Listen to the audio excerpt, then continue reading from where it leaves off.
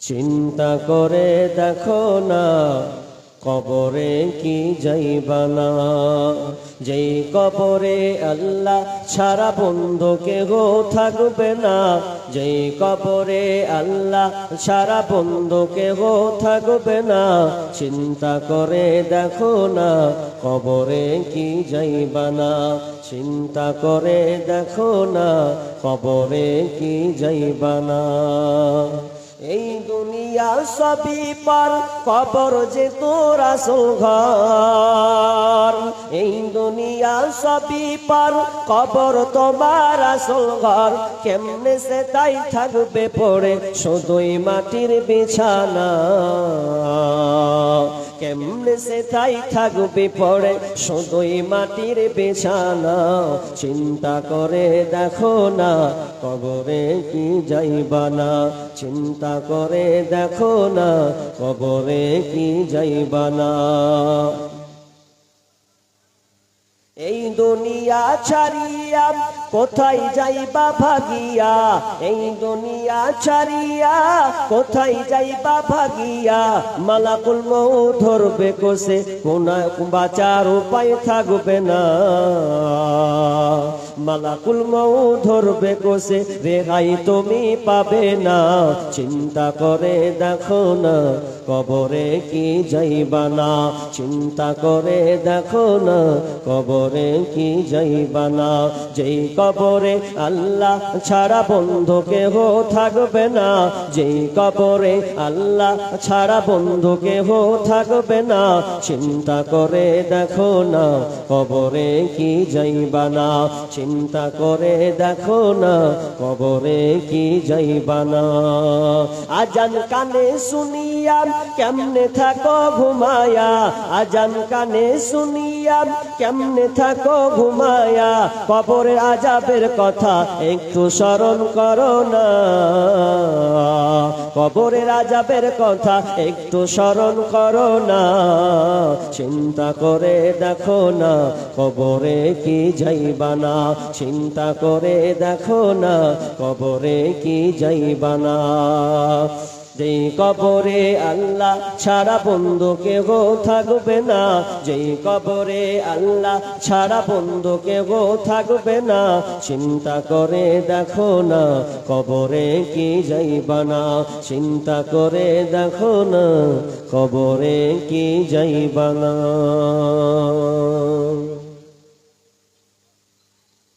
উপস্থিত সম্মানীয় সুযোগ্য আজকের এই জলসার স্বনামধন্য সভাপতি, মঞ্চে উপবিষ্ট ওলামা ইকরাম, দূরদূরান্ত থেকে আগত সম্মানীয় অতিথিবৃন্দ, আমার সম্মুখে বসে থাকা ছোট বড় দিনদার ইমানদার মুমিন ভাই সকল ও পর্দার অন্তরালে প্রজেক্টের মাধ্যমে দেখনেওয়ালি সম্মানিতা মা ও বোনেরা, প্রথমে সেই মহান মনিবের দরবারে প্রশংসা করি যে মহান মনিব আমাদেরকে একটি মসজিদ কেন্দ্রিক আয়োজিত মাহফিলে আমাদের আপনাদের বিভিন্ন এলাকা থেকে বিক্ষিপ্ত জায়গা থেকে বের করে একটি সুন্দর শামিয়ানার নিচে বসিয়েছেন। সেই মহান মনিবের দরবারে আমরা সবাই একটু প্রশংসা করি বলি আলহামদুলিল্লাহ। অতঃপর শান্তি বর্ষিত হোক সকল নবীদের উপর, বিশেষ করে আমাদের শেষ নবী জনাবে মুহাম্মদুর রাসূলুল্লাহ। আমরা সকলে বলি সাল্লাল্লাহু আলাইহি ওয়াসাল্লাম। মুহতারাম মুকাররম, আমি আপনাদের সম্মুখে একটি বিষয় নিয়ে দ্বন্দ্বমান হয়েছি। আমার পূর্বের বক্তা বিষয়ভিত্তিক বলেছেন, তার আগে বলেছেন, আমিও সেম আপনাদের সামনে একটি বিষয় নিয়ে বলা ইচ্ছা পোষণ করেছি।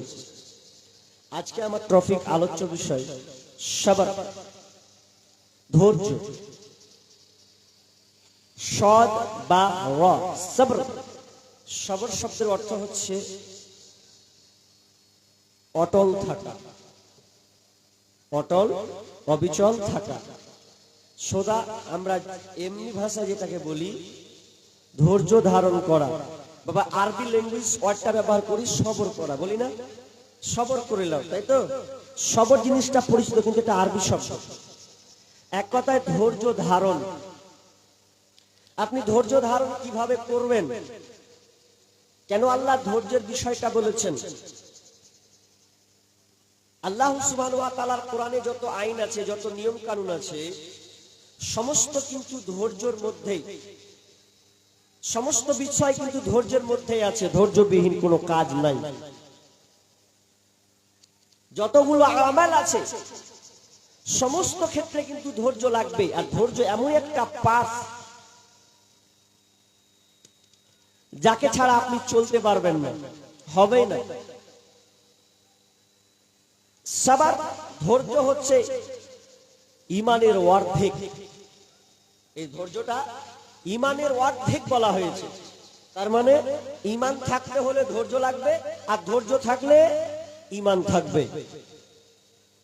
ধৈর্যবিহীন কাজ পৃথিবীতে আপনি পাবেন না। যে জিনিসে বেশি ধৈর্য আছে সে জিনিসে আপনার লাভবান বেশি আছে, এর ফল তত ভালো। কেমন ভালো? আপনি যদি মনে করেন যে আমি আম গাছ লাগাবো, তাহলে আম গাছটাকে মিনিমাম ফল পেতে হলে 4 বছর অপেক্ষা করতে হয়। লাগাবেন আর পেয়ে যাবেন এমন কথা নয়। ধান চাষ করতে গেলে 4 মাস 6 মাস আপনাকে সময় রাখতে হয়, এরপরে পাকে কাটতে হয়, তাহলে ধৈর্য।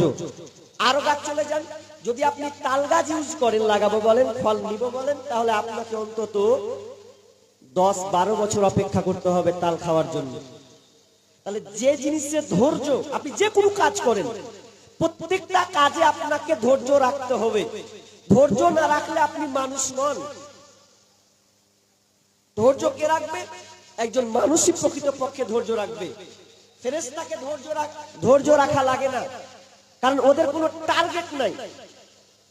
ওরা আগে পিছে নিয়ে ভাবনা চিন্তা করে না। আল্লাহ যাকে যে ফেরেশতাকে যে দায়িত্ব দিয়েছেন ওই দায়িত্বের উপরে সে অটল। কিন্তু মানুষকে ধৈর্য থাকতেই হবে। পৃথিবীতে এমন কোন নবী নাই যে তারা ধৈর্যের আপনার বিপদের সম্মুখীন হননি।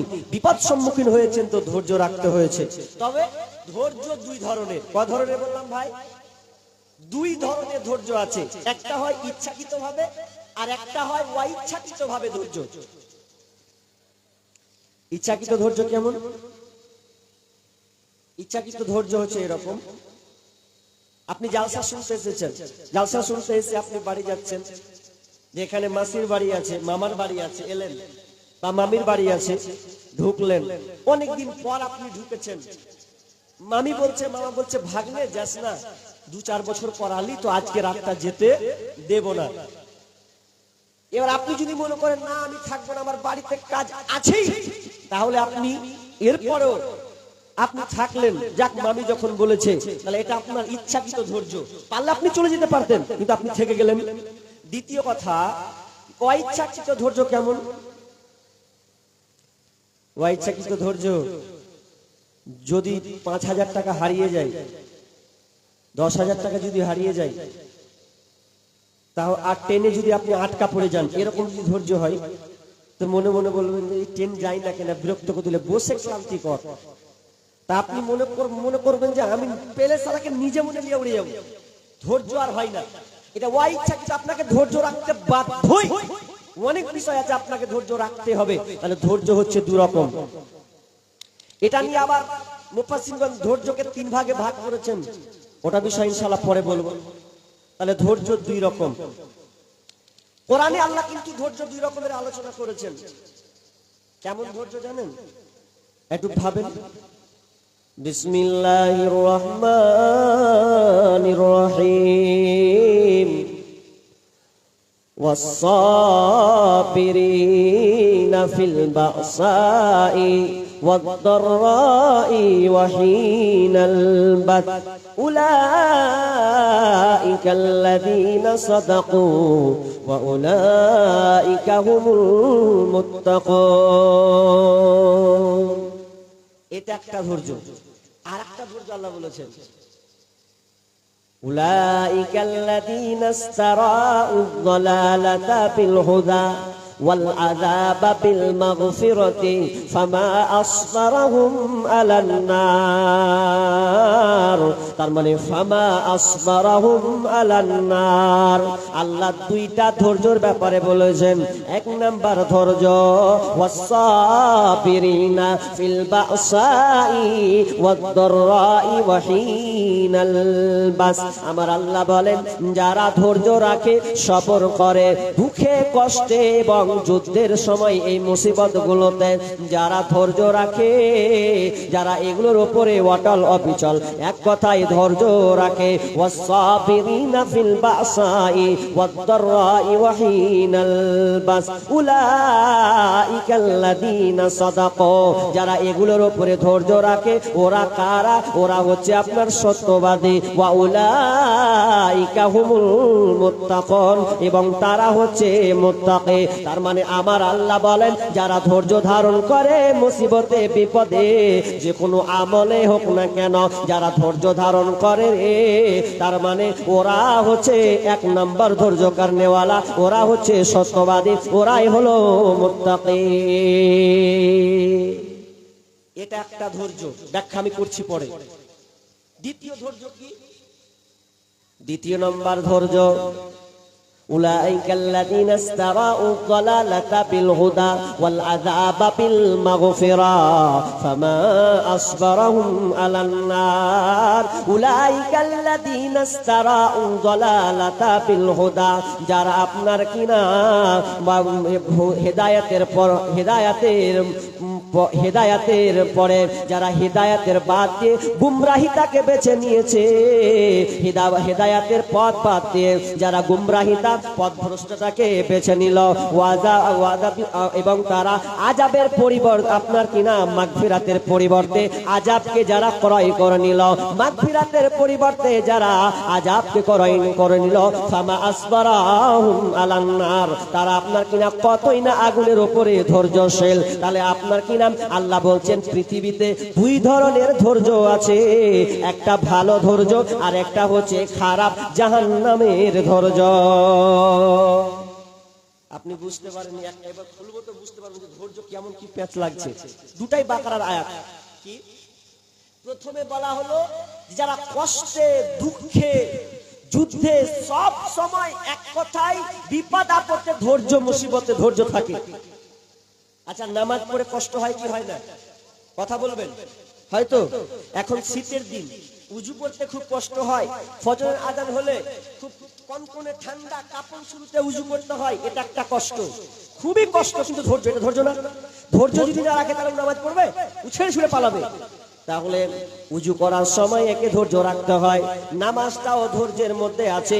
রোজাটাকে বান্দাকে রোজা আপনার কিনা ধৈর্য ধারণ করতে হয়, 12 ঘন্টা পর্যন্ত তাকে আপনার কিনা অনাহারে থাকতে হয়। সবচেয়ে কত ধৈর্য গরমের সময় রোজা আসলে আপনার কিনা 43, 45, 48 ডিগ্রি পর্যন্ত সেলসিয়াস তাপমাত্রা তাকে আপনার কিনা সহ্য করতে হয়। তার মানে কত কষ্ট। আপনার কিনা সলাতে কষ্ট, আপনার হজে কষ্ট, জাকাতে কষ্ট, দানে কষ্ট, খেটে খুটে করতে হয়। তাহলে এগুলো হচ্ছে ভালো কাজ। তো আমি এবার আপনাকে উদাহরণ দিয়েছি, দুইটা ধৈর্য আছে। আমার আল্লাহ দুটা আয়াতের সংমিশ্রণ দাঁড়িয়েছে এটাই যে যারা আপনার নামাজ পড়ে কষ্ট গ্রহণ করে নেয় আর রোজা রেখে কষ্ট নেয়, আল্লাহ বলছেন ওরা আমার ভালোর দিকে হ্যান্ডকাপে ভরে দিয়েছেন। সাধারণভাবে বলতে গেলেন আমি আপনাদেরকে বললাম, আপনাদেরকে আমি হ্যান্ডকাপ লাগালাম, আমি আপনাদেরকে হিকমত একটা প্রয়োগ করছি। আমি বললাম যদি তোমরা নামাজ পড়ো, রোজা রাখো, যদি তোমরা হজ করো, দান করো, সাদকা করো, সত্য পথে চলো, মুনাফিক থেকে যদি তুমি বাঁচতে চাও তাহলে তোমার জন্য ভালো জায়গা আছে, তাহলে তোমার জন্য কষ্ট আছে, তার জন্য তোমাকে ধৈর্য ধারণ করতে হবে। এর জন্য তোমার জন্য নেকি আছে, জান্নাত আছে। আর তুমি যদি মনে করো যে না আমি নামাজ পড়বো না, রোজা রাখবো না, চুগলখড়ি করে বেড়াবো, মুনাফিকি করে বেড়াবো, আপনার কিনা গীবত করে বেড়াবো, পরচর্চা করে বেড়াবো, তাহলে তোমার জায়গাটা শুনে নাও, এটাও তোমাকে ধৈর্যের মধ্যে রাখতে হয়। আর কিন্তু এই ধৈর্যের মধ্যে ফামা আসবারাহুম আলান নার, তাহলে তুমি নিজেকে জাহান্নামের জায়গা বানিয়ে নিলে। নামাজে যেমন কষ্ট, একটা লোকের গীবত করতে গেলেও কষ্ট হয়, কষ্ট হবে না? দিন রাত লাগছেন যে ওই লোকটার ওর কথা বলে বলে লোককে ভেঙে বেড়াবো, তাহলে কত কষ্ট করতে হচ্ছে। খুব মেহনত করে ওই যে আমি একে নিচে নামাবো, এই জয়াবাইয়ের 12টা বাজাবো, তাহলে কতটা আপনি করছেন? তাই এতটা যে আপনি করছেন, তাহলে এটার জন্য আপনি কষ্ট করছেন কি করছেন না? কষ্ট করছেন, এর জন্য কষ্ট। কিন্তু এর কষ্টটার এর ফলাফল কি? ফামা আসবারাহুম আলান নার, এর জন্য তার জায়গার যা থাকার জায়গা, ধৈর্যের জায়গা হচ্ছে জাহান্নাম। এই জন্য একজন কবি কি বলছেন জানেন? কি বলছেন? दुनिया में अगर रब चाही चलोगे तो आखिरत में मुन चाही चल पाओगे। दुनिया में अगर रब चाही चलोगे तो आखिरत में मुन चाही चल पाओगे। दुनिया में अगर मुन चाही चलोगे तो आखिरत में रब चाही चलना पड़ेगा। এখানে কয়টা দুইটি বিষয় ধরেছেন। প্রথম নম্বর একজন উর্দু কবি বলছেন যে দুনিয়া में अगर रब चाही चलोगे तो आखिरत में मुन चाही चल पाओगे। তার মানে আপনি আপনাকে বলতে চাইছে দুনিয়াতে যদি তোমার রবের অধীনে থাকো, রবের মন মতন করে চলো, রব তোমাকে আল্লাহ যেটা তোমাকে বলেছে সেই মোতাবেক যদি মেনে চলো রে, তাহলে আখেরাতে মন চাহি চল পাওগে। অর্থাৎ তোমার ইচ্ছা যা চাইবে, তোমার নফসটা যেটা চাইবে, তোমার মন যা চাইবে সেটাই তুমি জান্নাতে করবে। আল্লাহ তোমাকে বাধা দিবে না, যা বান্দা নিজের মতন করে বেড়া। কারণ তুই দুনিয়াতে আমার মন মতন চলেছিস, অনেক কষ্ট তুই দুনিয়াতে তোকে করতে হয়েছে, অনেক ধৈর্য তুই রেখেছিস, এখন তুই আমার কাছে এসেছিস, জান্নাতে দিলাম, যা তোর মন ইচ্ছা, আমি আর তোকে বাধা দিব না, তোর মন যেটা চাই সেটাই তুই করলে। এবং যারা দুনিয়া में अगर मन चाहिए चलोगे आखिरत में रब चाहिए चलना पड़ेगा। যদি দুনিয়াতে বলো আমি নামাজ পড়বো না, আমি রোজা রাখবো না, আমি আপনার কিনা দান সাদকা করবো না, মারপিট করে বেড়াবো, রাহাজানি করে বেড়াবো, চুগলখড়ি করে বেড়াবো, আপনার চাষের মধ্যে ডুবে থাকবো, মদ পান করবো, নিশাদার দ্রব্য নিয়ে পড়ে থাকবো, তাহলে আমার আল্লাহ বলছেন তোরা ইচ্ছা মতন চলেছিস দুনিয়াতে, তাহলে তোদের ইচ্ছা ছিল এই টার্গেট গোলাম, এখন তোরা আমার কাছে পাকড়া হয়েছি, এবার আমার মন মতন তোদেরকে চলতে হবে, আমার ইচ্ছার মধ্যে তোদের চলতে হবে। তার আমার ইচ্ছা, এখন তোর জায়গাটা হচ্ছে জাহান্নাম, এখন তুই ঘুরে বেড়া, হু আল্লাহ করে বেড়াগা। ওরে সুদখোর, তুমি সুদ খেয়ে বেড়াও, কোনো লাভ নাই। ওরে মদখোর, মদ খেয়ে বেড়াও, কোনো লাভ নাই। তোমার যা মন চাই করে বেড়াও, যেদিন আমি তোমাকে পাবো হাতের কাছে, সেদিন তোমাকে জাহান্নামে ভরে দিয়ে আমি আল্লাহ বলুন লে এবার তুই আমার মন মতন চল। ধৈর্য নে, তো ধৈর্যের জায়গা জাহান্নাম। দুনিয়াতে স্বাধীনতা নিবেন, নিজের মন মতন করে চলবেন, আল্লাহ বলছে চল গা, ঘুর গা, ঘুরে বেড়াগা, রাহাজানি যা করবি করলে।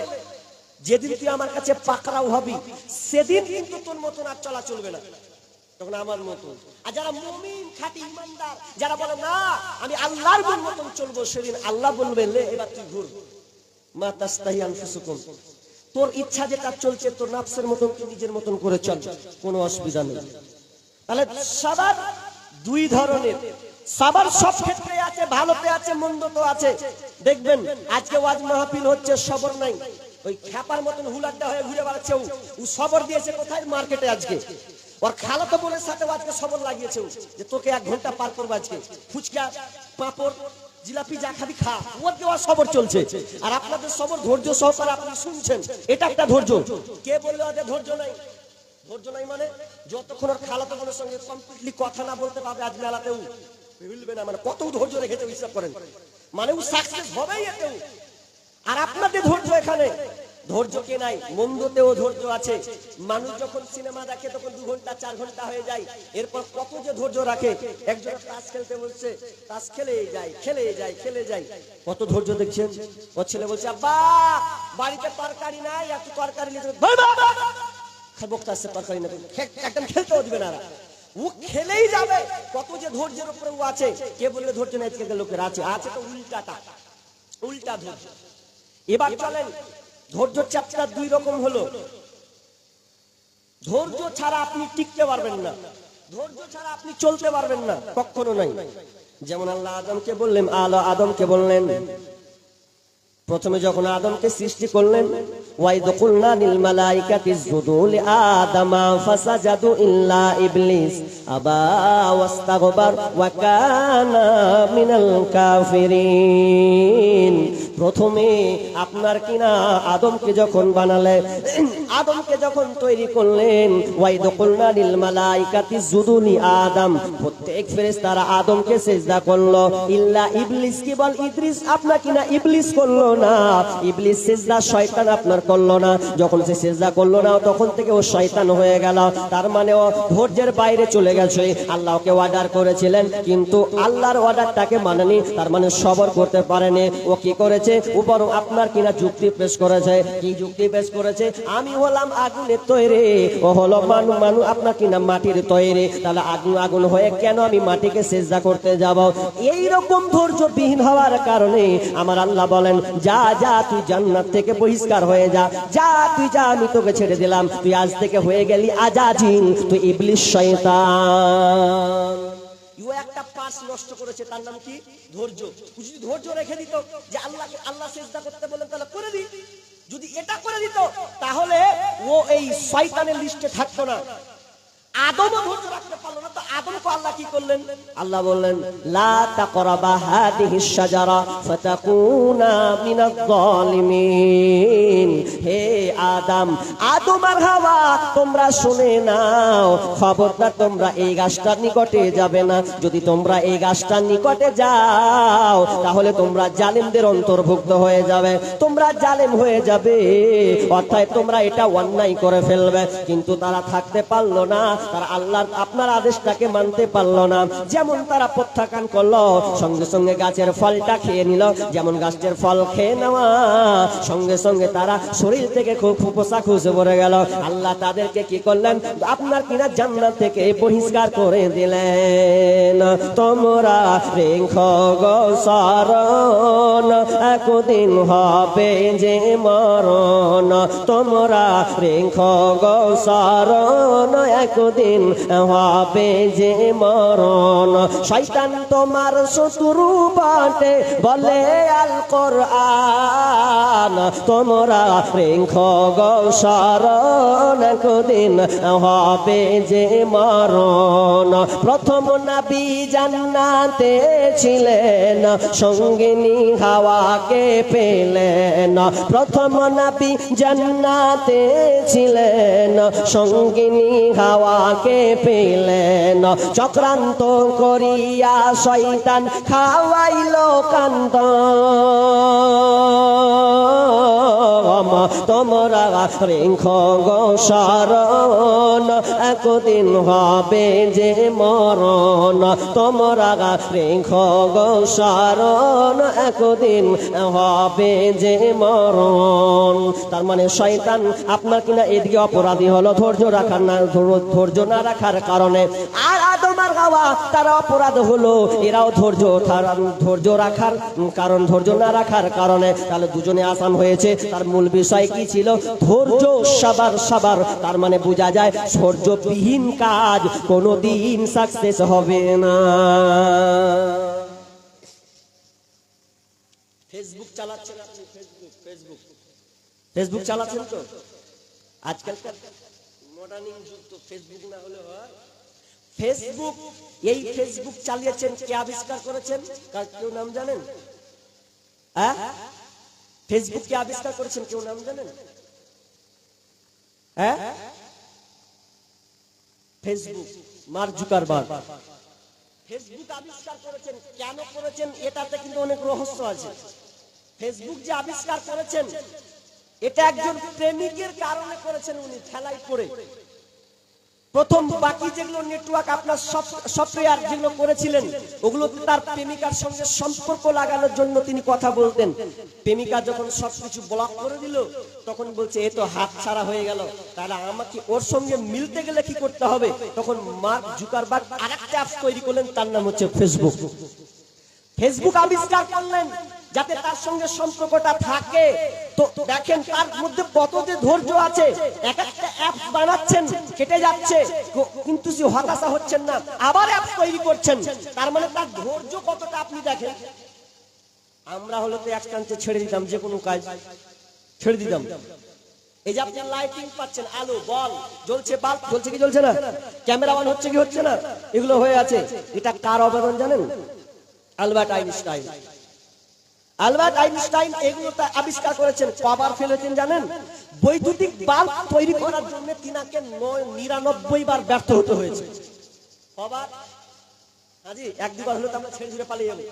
তিনি কত যে ধৈর্য রেখেছেন এই বাল্বটা দেওয়ার জন্য, যারা আমরা দেখতে পাচ্ছি। আলবার্ট আইনস্টাইন তিনি যে এত কষ্ট করে আমাদেরকে দিয়েছেন, এই ভিডিওগুলো আপনারা দেখতে পাচ্ছেন বাড়িতে বসে, এটা তার অবদান। আর এই অবদানের মধ্যে তার মধ্যে ধৈর্য লুকিয়ে আছে। ও 99 বার ব্যাক হয়েছে, তারপরেও সাকসেস হয়েছে। তার মানে প্রত্যেকটা জিনিস আপনাকে ধৈর্য রাখতে হবে। খালি মন খারাপ করে বসে আছে, দুবার একবার ফেলেছে, ধৈর্য রাখতে হবে। ইব্রাহিম বিন আদহাম রাস্তা দিয়ে যাচ্ছেন। রাস্তায় যেতে যেতে একটা লোক এইরকম করে মন খারাপ করে বসে আছে। লোকটাকে বললেন, ভাই শোনো, একটু এইদিকে এসো। তুমি মন খারাপ করে আছো, বুঝতে পারছি তোমার মনটা খারাপ হয়ে আছে, তোমার মনটা ভারাক্রান্ত মন হয়ে আছে। তবে আমি তোমাকে 3টা প্রশ্ন করব রে বন্ধু। ইব্রাহিম বিন আদহাম বলছেন, আমি আপনাকে 3টা প্রশ্ন করব। এই 3টা প্রশ্নের উত্তর কি তুমি দিতে পারবে? যদি দাও তাহলে তোমাকে 3টা প্রশ্ন করব। তখন ওই লোকটা বলছেন, বলেন কি আপনি প্রশ্ন করবেন? নাম্বার 1, 1 নাম্বার প্রশ্ন হচ্ছে, বলেন তো দেখি, আল্লাহ পৃথিবীতে যত কিছু ঘটছে, যা কিছু পৃথিবীতে হচ্ছে, সমস্ত কিছু হচ্ছে কিন্তু আল্লাহর ইচ্ছা নাই, আল্লাহর এদিকে কোনো ইচ্ছা নাই, এটা কি বলো? তো বলছেন, না এটা তো হতে পারে না, আল্লাহ পৃথিবীকে পরিচালনা করছে, এটা আপনার কিনা আল্লাহর ইচ্ছার বাইরে কিন্তু এগুলো হচ্ছে না। নাম্বার উত্তর ঠিক আছে। এবার বলো, দ্বিতীয় প্রশ্ন তোমাকে করছে, বলো তো তোমাকে আল্লাহ যে রুজিগুলো লিখে দিয়েছেন, তুমি কতটুকু খাবে? আল্লাহ পৃথিবীর 50,000 বছর আগে লিপিবদ্ধ করেছেন, তাহলে এতগুলো রুজি লেখা আছে, এই রুজির যে লেখা আছে, বলতো এই রুজিটা কি কেউ কমিয়ে দিতে পারবে? তো বলছেন, না কেউ কমাতে পারবে না, কমবেও না। 3 নাম্বার প্রশ্ন, বলতো তোমার যে আয়ু আল্লাহ দিয়েছেন, তোমার যে বয়স সীমা আছে, এই বয়স সীমার মধ্যে বলতো আল্লাহ তোমার বয়স সময় সীমা বেঁধে দিয়েছেন, আর এই বয়স সময় সীমা কি কেউ তোমার কমিয়ে দিতে পারবে? তো বলছেন, না। তাহলে তুমি কেন টেনশন করো? 3টাই তুমি ভেবে চিন্তে উত্তর দিয়েছো, না না না। তাহলে 3টাই তুমি বুঝে প্রশ্ন উত্তরগুলো দিয়েছো, তাহলে তুমি কেন মন ভারাক্রান্ত করে আছো? তোমার নসিবে যা আছে সেটাই ঘটবে, অতএব তুমি কোনো টেনশন করিও না। তার মানে আমরা বুঝতে পারলাম, ওরে ইমানদার, ও মুমিন, ও আমার ভাই সকল বন্ধুরে, আমি আপনাদেরকে বলছি, পৃথিবীতে যত কিছু হচ্ছে এটা নিয়ে আপনাকে টেনশন করতে হবে না, বরং আপনাকে আল্লাহর উপরে ধৈর্য রেখে, অটল রেখে তোমার জীবনটাকে চালাতে হবে। এবার আমি ধৈর্যের চ্যাপ্টারে যাব। মুমিনদেরকে আল্লাহ ধৈর্য বেশি করেন, এটা কি জানেন আপনি? পৃথিবীতে যত নবী এসেছেন সমস্ত নবীকে ধৈর্য রাখতে হয়েছে। আপনি কি কথা নিয়ে ব্যস্ত আছেন? আপনি কি ধৈর্য রেখেছেন? আপনি ইব্রাহিম আলাইহিস সালাম যে কত ধৈর্য রেখেছেন ভাবতে পারেন? নিজের বিবি সন্তানকে রেখে আসছে পাহাড়ে, আপনার কিনা সাফা মারওয়া, ওই পাহাড়ে একদম নির্জন, যেখানে কিছু নাই সেখানে রেখে আসছে। শুধু তো তাই নয়, রাখছে তো রাখছে, সন্তানকে জবাই করছে। কেমন আছেন যে সন্তানকে জবাই করবেন? ভালোবাসা, লাল সোনার মুখ চাঁদকে আপনি করতে পারবেন? জীবনে তো করতে পারবেন না। তাহলে আপনার আমার কত বড় ধৈর্য, আমরা ধৈর্য রাখতে পারি না। এবার চলেন আমরা এবার ধৈর্যের চ্যাপ্টার চলে যাই, ধৈর্যের আগে।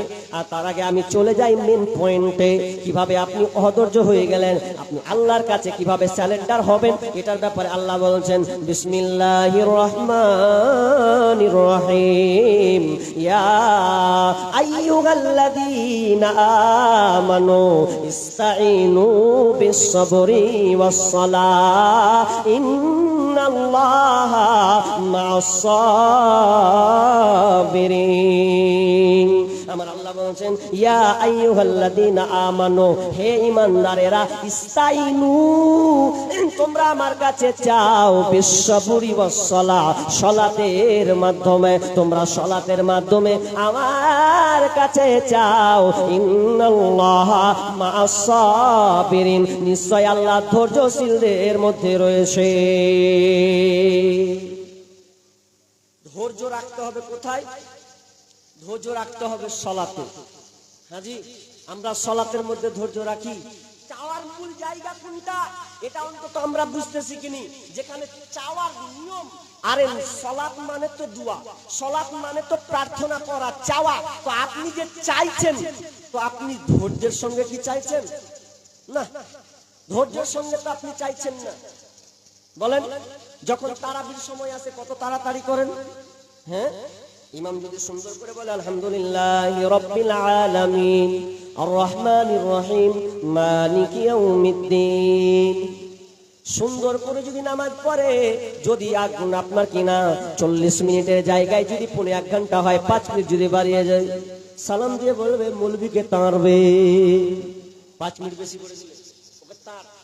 তখন কোন বেলা মৌলভী খুঁজছেন যে তাড়াতাড়ি করতে পারবে, ওকে ডাক। এবার যে হাত ভাঙে, ট্যাং ভাঙে, কোরআন অশুদ্ধ করে পরে ওকে নিয়ে চলে এলো, তখন নামাজ ধরে নিলে আল্লাহু আকবার আলহামদুলিল্লাহি রাব্বিল আলামিন, মধ্যখানে সবই আছে ওয়ালা দাল্লিন আমিন, ঝামেলা শেষ।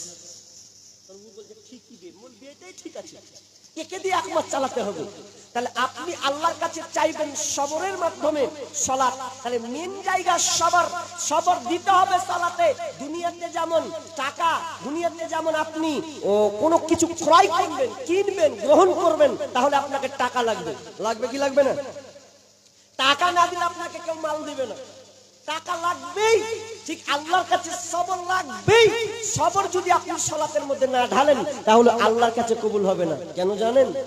আপনি যখন নামাজে দাঁড়ান, আবু হুরায়রা রাদিয়াল্লাহু তাআলা আনহু বলেন, যখন কোন বান্দা নামাজে দাঁড়িয়ে যায় আল্লাহর কাছে, যখন সে আল্লাহু আকবার এবং তাকবীরে তাহরিমা বেঁধে নেওয়ার পর যখন সে শুরু করে দেয় আলহামদুলিল্লাহি রাব্বিল আলামিন, তো যেমন আপনি বলেন আলহামদুলিল্লাহ, সঙ্গে সঙ্গে আমার আল্লাহ চুপ থাকে না, সঙ্গে সঙ্গে বান্দার পাল্টা জবাব দেয়। কি জবাব? যে আমার বান্দা আমার প্রশংসা করেছে, আমার প্রশংসা জ্ঞাপন করেছে। যখন আপনি বলেন আর রহমানির রহিম, আমার আল্লাহ সঙ্গে সঙ্গে উত্তর দেয় আমার বান্দা আমার গুণগান বর্ণনা করেছে। যখন আপনি বলেন মালিকি ইয়াউমিদ্দিন, তখন আমার আল্লাহ সঙ্গে সঙ্গে বলে আমার বান্দা আমার ক্ষমতা বর্ণনা করেছে, আমার বরত্ব বর্ণনা করেছে। যখন আপনি বলে দেন ইয়াকা না'বুদু ওয়া ইয়াকা নাস্তাঈন, তখন আমার আল্লাহ বলে আমার বান্দা আমার কাছে চেয়েছে, আমার কাছে আশ্রয় চেয়েছে, সাহায্য চেয়েছে, আর পৃথিবীর কারো কাছে চাইনি। তখন আমার আল্লাহ বলছে বান্দারে তুই দামি জায়গাতে আছিস, তুই মেন জায়গায় রয়েছিস, এখন তুই কি চাইবি এটা জানিস না। আমার আল্লাহ বলছে লে তুই কি চাইবি রে, আমি তোকে শিখিয়ে দিয়েছি এই দামি কথাটা, এই দামি পাওয়ার ল্যাঙ্গুয়েজটা কেউ তোকে শিখাতে পারবে না। তুই পৃথিবীর আর কিছু না চা, দামি জিনিসটা চেলে কি চাইতে হবে। আমার আল্লাহ বলছেন যখন তুই চাইবি তখন এই কথাটা বলবে ইহদিনাস সিরাতাল মুস্তাকিম, হে আল্লাহ আমি তোমার কাছে সঠিক রাস্তা চাই, হেদায়েতের পথ চাই, হেদায়েতের নূর চাই। যে রাস্তায় আপনার কিনা নবীরা গিয়েছেন, রাসূল আম্বিয়ারা গিয়েছেন, সাহাবীরা গিয়েছেন, ভালো ভালো ব্যক্তিরা যে পথে গিয়েছেন ওই পথে আমি যেতে চাই। তার মানে আমরা বুঝতে পারলাম নামাজে আপনি জবার বলেন সূরা ফাতিহার মধ্যে আল্লাহ আপনার প্রত্যেকটা আয়াতে জবাব দেয়। তাহলে এবার আপনি বলেন তো আমাকে কেমন করে সূরা ফাতিহাটা বলা উচিত, নাকি আমাকে তাড়াহুড়া করতে হবে, না ধীর স্থির ভাবে চাইতে হবে? খালি ঠুকাঠুকি তাড়াতাড়ি চাললে হয়। এ মসজিদ দিয়ে মানুষ এখন পায়খানা ভেবে নিয়েছে। মানুষ মসজিদকে বাইতুল খালা ভেবে নিয়েছে। কেমন করে? মানুষ যখন পায়খানা ঢুকে তখন ওর চাপ যখন পড়ে তখন ঢুকে, নাকি কি বলেন? ঢুকে না? আর যেমনি ওর সারা হয়ে গেল বেরিয়ে গেল, তেমনি যখন মসজিদে যাচ্ছে মনে হচ্ছে বাথরুমে ঢুকছে না, ওই যে দামি জায়গায় ঢুকছে এটা ওর খেয়াল নাই, তাড়াতাড়ি ঢুকবো আর বেরিয়ে চলে যাবো। তাহলে ওটা কি লাভ হলো? কোনো লাভ নেই। এবার আল্লাহ বলছেন চলো তোমাকে এবার বলি ধৈর্য কেমন। তো ধৈর্য বলতে গিয়ে আল্লাহ এবার কিছু কথা তুলে ধরছেন, কিন্তু আয়াতটা পুরো আপনার কিনা কিছু আয়াত আছে ধৈর্যের ব্যাপারে, কিন্তু ধৈর্য বলতে বলতে বলতে আল্লাহ একটা সেন্টেন্স বলছেন ওয়ালা না, আপনি বলছেন ওয়ালা তাকুলু লিমান ইয়াকতালু ফি সাবিলিল্লাহি আমওয়াত বাল আহইয়াউ ওয়ালাকিন লা তাশউরুন। আমার আল্লাহ বলছেন ধৈর্য কেমন শুনে লাও। কেন আল্লাহ তাআলা আপনার শহীদের কথাটা কথাটাকে এখানে তুলে ধরলেন। আল্লাহ তো অন্য কিনে বিষয়কে তুলে ধরতে পারতেন, কিন্তু আমার আল্লাহ বলছেন ওয়ালা তাকুলু লিমান ইউকতালু ফি সাবিলিল্লাহি আমওয়াত বাল আহইয়াউ ওয়ালাকিন লা তাশউরুন। আমার আল্লাহ বলেন ওয়ালা তাকুলু লিমান ইউকতালু ফি সাবিলিল্লাহ, যারা আল্লাহর রাস্তায় কতল হয়েছে খবরদার ওদেরকে নিহত হয়েছে এই কথা তোমরা বলো না, ওরা যে মারা গেছে মৃত এই কথা বলো না, বরং তুমি তাদেরকে তারা বরং মৃত নয়, বরং তারা জীবিত, বরং তারা শহীদ হয়েছে। তোমরা একটা কথা বারবার বলবে, তোমরা বলবে কি আমওয়াত বাল আহইয়া ওয়ালাকিন লা তাশউরুন, আর ওরা আছে জীবিত এটা তোমরা টের পাবে না, বুঝবে না। আমি আল্লাহ তাদের সঙ্গে সম্পর্কটা আছে এটা তোমরা টের পাবে না। তার মানে আল্লাহ বলছেন যে তোমরা শহীদ যারা হয়েছে তাদেরকে তোমরা মৃত বলো না। কথাটা একটু ভাবার আছে। ধৈর্যের চ্যাপ্টার বলতে বলতে শহীদের কথাটা তুলে নিলেন। কেন তুললেন শহীদের কথাটা? নিশ্চয় এখানে কোনো কারণ আছে। শহীদের কথা কেন তুললেন? কারণ যারা জিহাদ করে মারা গিয়েছে, যারা ইসলামের জন্য সংগ্রাম করেছে, জীবনটা পর্যন্ত দিয়েছে, তাদের মধ্যে যে কত সবর আছে, ধৈর্য আছে, আপনি কুল পাবেন না।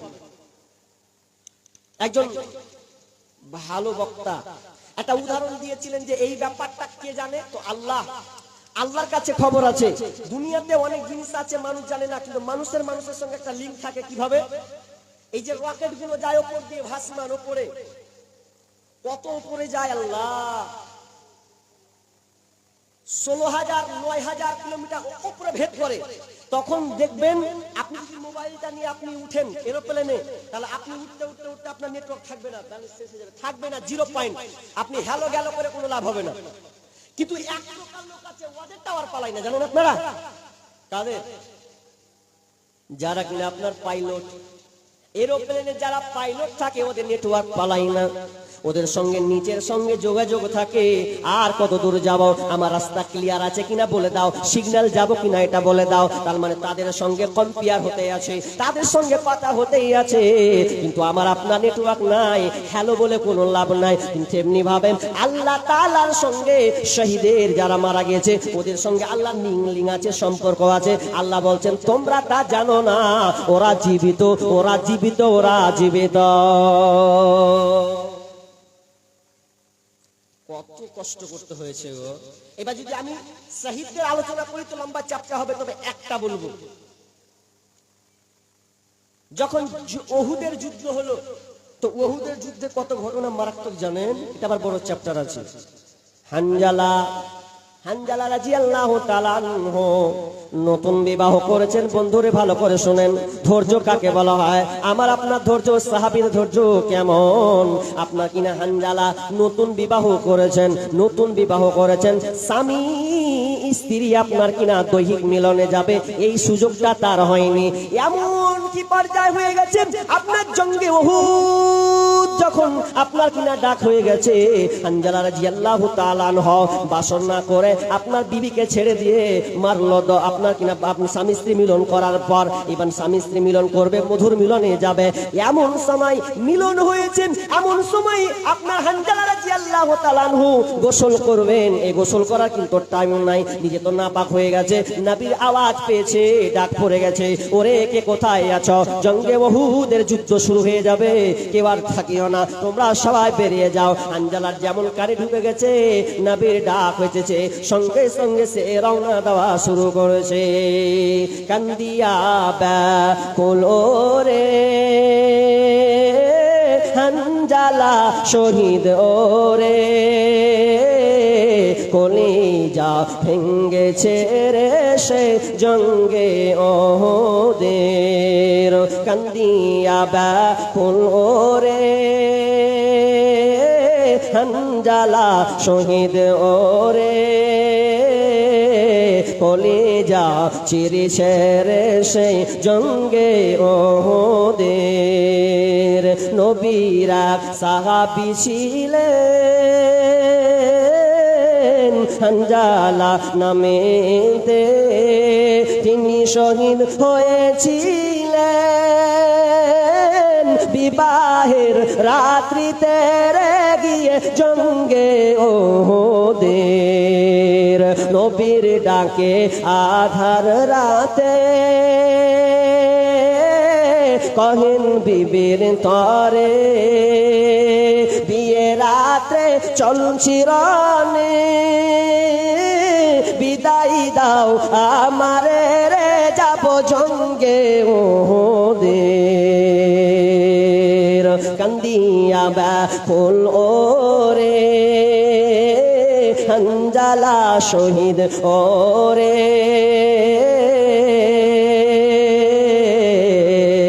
কলিজা ভেঙ্গেছে রে সেই জঙ্গে ওহুদের ডাক ডাক দিয়া বিবি বলে হানজালার তরে বিয়ে রাত্রে নবস্বামী সপিলাম তোমারে রে গিয়ে জঙ্গে ওহুদের কান্দিয়া ব্যাকুল ওরে হানজালা শহীদ রে হানজালার গোসল হইছে রে জান্নাতের পানিতে হানজালা ছুটে গেলেন হানজালা নবীর ডাক শুনে এমন তলোয়ার নিয়ে ছুটেছেন ওহুদের আপনার কিনা যুদ্ধের ময়দানে যখন তিনি ছুটলেন এমন সময় খবর পেল নাই নাই নাই নাই নাই নাই নাই নাই নাই কে নাই তো হানজালা নাই হানজালা শহীদ হয়ে গেছে হানজালা যুদ্ধে শহীদ হয়ে গেছে এবার হানজালাকে খোঁজা হচ্ছে হানজালাকে গোসল দেওয়া হবে আপনার কিনা হানজালা শহীদ হয়ে গেছে এদের কিন্তু গোসল হয় না যারা শহীদ হয়ে মারা যায় তাদের গোসল দিতে হয় না রক্ত মাখা শরীরে দাফন করে দেওয়া হয় কিন্তু তার দিনে ছুটে আসছেন আপনার কিনা যুদ্ধের ময়দানে বলছেন ইয়া রাসূলুল্লাহ আমার স্বামীকে দাফন করিয়েন না আমার স্বামী আছে আমার মিলন করার পরে আমার স্বামী আপনার কিনা ফরজ গোসল করার পর্যন্ত সময় পাইনি বরং আমাকে ছেড়ে দিয়েছে একটু সুযোগ নেয়নি আপনার কথা যেমন সঙ্গে সঙ্গে শুনেছে হাতে তলোয়ার নিয়ে ছুটেছে আর আমি গোসল করব না আমার নবী ডাক হয়েছে যুদ্ধ যেতে হবে জান প্রাণ দিয়ে বেরিয়ে গেলেন তারা হানজালা চলে গেলেন শহীদ হইলেন ইয়া রাসূলুল্লাহ আমার স্বামীকে আগে গোসল দেন আমার স্বামী নাপাক হয়ে আছে এখন আপনার নাপাক হয়ে গেছে গোসলটা দিয়ে দেন সাহাবীদেরকে বললেন ওরে আমার সাহাবীরা হানজালাকে খুঁজো কোথায় আছে কোন প্রান্তে আছে ওকে গোসল করাতে হবে এমন সময় গায়েবী খবর চলে এলো ও নবী হানজালাকে গোসল দেওয়া লাগবে না হানজালাকে গোসল দেওয়া হয়েছে এই ফেরেশতারা তাকে গোসল দিয়েছেন জান্নাতের পানিতে তাকে গোসল করানো হয়েছে শহীদ চারটিখানি কথা নয় তাকে তাদেরকে কত কষ্ট করতে এই জন্য আল্লাহ এই সবার করতে করতে শহীদের কথাটাকে তুলে ধরলেন এবার বলছেন এবার তোমরা শুনো এবার তোমাদেরকে আমি পরীক্ষা করব আল্লাহ বলছেন এবার পরীক্ষা করব দেখো 5টা চ্যাপ্টারে তোমাদেরকে পরীক্ষা করব পরীক্ষা কথাটি শুনেন ধৈর্য রাখেন আজকালকার মানুষের ধৈর্য নাই যতদিন মেলা বন্ধ না করবেন ততদিন এই জালসা এরকমই হাল চলবে যেদিনকে মেলা বন্ধ করবেন সেদিনকে আপনি প্যান্ডেল ভর্তি প্যান্ডেল যুক্ত যত আছে সব দর্শক আপনি পাবেন এই জীবনে পাবেন এটা আমার অনেক দিন থেকে বলে আসছি যে আপনি মেলাগুলো অন্তত বন্ধ করুন কারণ এটা মুসলিমদের সভা এটা কোনো হিন্দুর সভা নয় যে আপনি গল্প আপনি আলোচনা শুনবেন আর আপনার বেটা বেটি হুড় হুড় করে ঘুরবে বাদাম খাবে এটা তো ঠিক নয় তার মানে আপনি দায়ী একটু ভাবার বিষয় আছে তাহলে আপনাকে 5টা বিষয়ে পরীক্ষা আল্লাহ করবেন পরীক্ষাটি ভালো করে আপনি শুনেন কি পরীক্ষা ভালো করে কান লাগান আল্লাহ এক নম্বর বলছেন ওয়ালা নাবলুওয়ান্নাকুম বিশাইইম মিনাল খাউফ আমি তোমাদেরকে পরীক্ষা করব প্রথমে কি ওয়ালা নাবলুওয়ান্নাকুম বিশাইইম মিনাল খাউফ ভয় দিয়ে আমি তোমাদের পরীক্ষা করব তোমাদের সমাজে আমি ভয় ঢুকিয়ে দেব এমন ভয় দেব তুমি ভাবতে পারবে না এটা কি করে ঢুকলাম ভয় এমন জিনিস মানুষের মধ্যে যদি ভয় ঢুকে যায় আপনার কিনা যদি ভয় বিরাজ করে দমন করে কাজ করে তাহলে ওই লোকটাকে আর কিছু ভালো লাগবে না যেমন আপনার কিনা 2019-এ আপনার করোনা নিয়ে শুরু হলো মানুষ বেচইন ছুঁচ নাবে মরে যাবো গ্রামের লোক গ্রামে টাচ করে না আসবি না তুমি বাঁশ দিয়ে ঢেড়ে দিন তোরা ওই দিকে থাক, তোরা ওই দিকে থাক, এরকম হয়েছে না হয়নি? হয়েছে। কেউ কাউকে টাচ পর্যন্ত করেনি বন্ধুরে, তার মানে একটা ভয় বিরাজ করেছে। এনআরসি নিয়ে ভয় ঢুকলো, এনআরসি হবে, মুসলমানদেরকে তাড়ানো হবে, মুসলমানদেরকে ভারত থেকে বের করা হবে, এই নিয়ে ভয় ঢুকলো। কি জানেন তো এত ভয়? বলছে কেন বের করা হবে? যাদের নাম ভুল আছে, তার বাপের দলিল আপনার কিনা 72 বছরকার 62 বছর আগেকার নাই, তো ওদেরকে তাড়ানো হবে। এরা ভারতের নাগরিক নয়, ওরা বিভিন্ন দেশ থেকে ভারতে এসে ঢুকেছে, তো সব ভয়ে ভয়ে আধার কার্ড ঠিক করতে চলে গেছে।